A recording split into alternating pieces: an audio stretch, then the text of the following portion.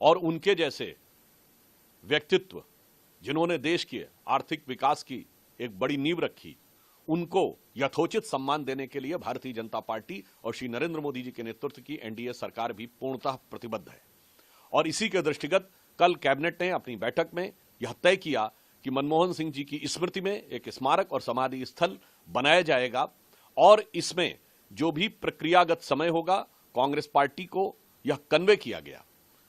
Cabinet के तुरंत बाद गृह मंत्री आदरणीय अमित शाह जी ने कांग्रेस के अध्यक्ष आदरणीय मल्लिकार्जुन खड़गे जी को यह कन्वे किया कि सरकार स्मारक बनाने के लिए निर्णय ले चुकी है और अब जमीन का अधिग्रहण, ट्रस्ट का बनना और जमीन का ट्रांसफर जैसी प्रक्रियाएं पूर्ण होने के बाद जो समय लगेगा उसके द्वारा यथोचित और यथाशीघ्र यह कार्य किया जाएगा।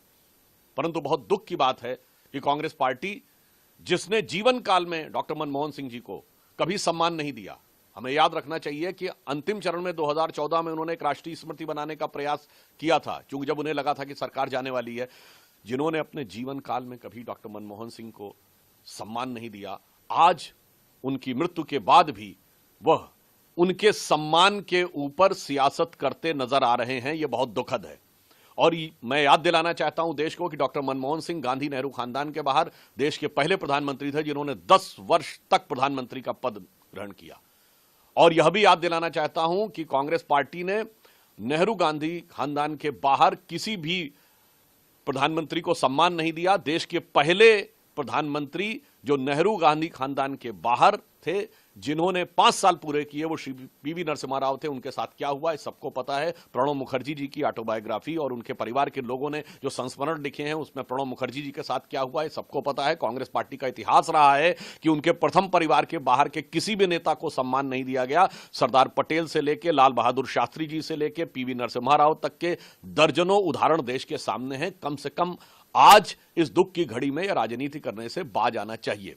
जहां तक हमारी सरकार का प्रश्न है, प्रधानमंत्री श्री मोदी जी की सरकार ने दलगत भावना से ऊपर उठकर सभी नेताओं को सम्मान दिया है। कांग्रेस पार्टी के 3 नेताओं को भारत रत्न दिया है, मदन मोहन मालवीय जी, पीवी नरसिम्हा राव जी और प्रणब मुखर्जी जी। कांग्रेस के अनेक नेताओं को पद्म अवार्ड दिया है, जिसमें एससी जमीर और तरुण गोगोई जी हैं। सरदार पटेल की सबसे ऊंची मूर्ति बनाई है। इससे बहुत स्पष्ट है कि जहां एक तरफ श्री नरेंद्र मोदी जी के नेतृत्व में भारतीय जनता पार्टी और एनडीए की सरकार सभी महानुभावों को, महापुरुषों को, जिन्होंने देश में कोई भी योगदान दिया है, उसके प्रति उनको इतिहास में उचित स्थान देने के लिए प्रतिबद्ध है। इसीलिए हमने प्रधानमंत्री संग्रहालय बनाकर देश के सभी प्रधानमंत्रियों को इतिहास में उचित स्थान दिलाने के लिए और उनका सम्मान दिलाने के लिए वह व्यवस्था बनाई है, जिसमें अधिकांश कांग्रेस के ही प्रधानमंत्री हैं।